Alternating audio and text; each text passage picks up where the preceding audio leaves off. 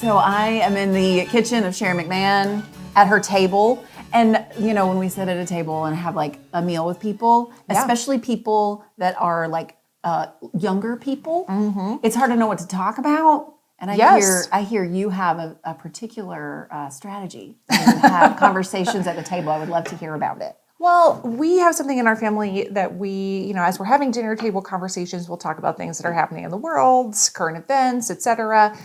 But we have what we call McMahon moral imperatives. McMahon moral imperatives. And one of them is that when we're talking about current events, when we're talking about political leaders, when we're talking about things that are happening in the world, we do not disparage who somebody is as a human. I love that so much. So we can be like, I really think Congress needs to pass X, Y, and Z bill. Sure. Like, this Same. is important. Right. But yet we're not going to be like, I don't know why that person dyes their hair that color. I don't know why that person looks like a Cheeto. Why do they have so much Botox? Right. You know what I mean? That's not useful. And that's ultimately not a useful thing that we want adults to spend their time doing. Right? Like, we're not raising children, we're actually raising people to be adults. Yes. And so when you're trying to raise an adult, what do you want them to do when they get to be an adult? Right. And if they don't have any guidelines, if they don't have any modeling, then they just will, I feel like, parrot what they see in the dominant culture, in the dominant narrative. You're basically teaching them to respect the humanity in other people. Weird. Fascinating. Something that's missing in the world. Like, no, I want my kids to grow up to be those people that are, like, they talk about substantive issues and not about why are they wearing that. I don't want to raise kids who grow up to just criticize women's appearance all the time.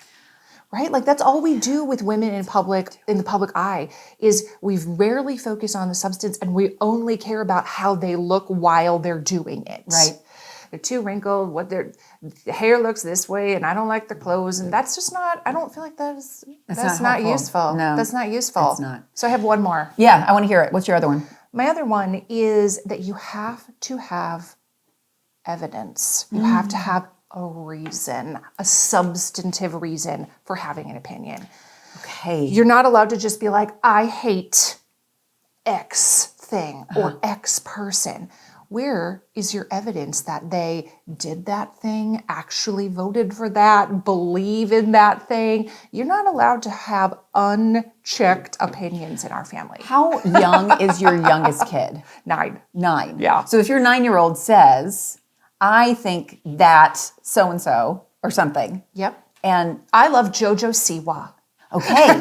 And then you would say, what is it about her that you enjoy? Okay. And it's not that she can't enjoy JoJo Siwa on Dancing with the Stars. Sure. Because she can. Yes. But I want people to be able to articulate why they believe what they believe. Interesting. So many people are just like, I don't know, I just don't like her.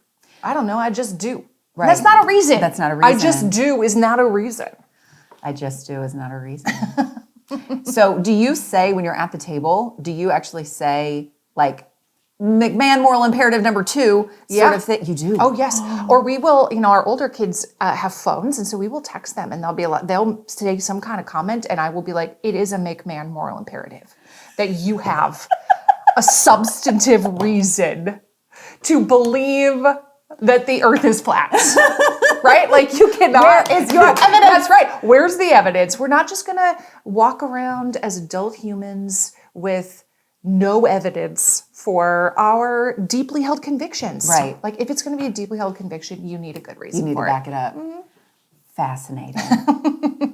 Thank you for sharing some of your McMahon moral imperatives. But you can have a Dachi moral imperative. It doesn't sound as fun, though. A Dachi... I'll work on it. We'll workshop it. We'll workshop a new name. Adulty principles. But I do think you're right. Like, all of us can sort of have these principles that sort of your family principles. Yes. And I'm not saying everybody needs to adopt mine, but that's something that's important to my husband and I. It matters to us to raise our kids to be that kind of an adult. Yes. And you might have other things that you feel like are imperatives in your family. Exactly. They can be the Adachi principles. They can be whatever matters to you. That's right. I love it. The third title of your third book. Adachi principles. The Adachi principles. Thank you, Sharon. You're so welcome.